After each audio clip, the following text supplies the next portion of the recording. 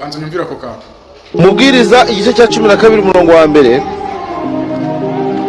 haravuga ngo zirikana ko bitwara amezi 9 kugira ngo ugere ku isi, ariko bigatwara isegonda rimwe gusa kugira ngo ube uyivuyeho.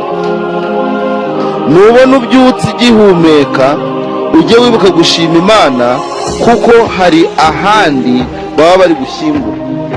Nka data. Nubona ubyutse ugihumeka ujye wibuka gushima Imana, kuko hari ahandi baba bari gushyingura. Njya mparambwira abantu ngo biroroshye kuriza umuntu wasekeje, ariko biragoye gusetsa umuntu warijije.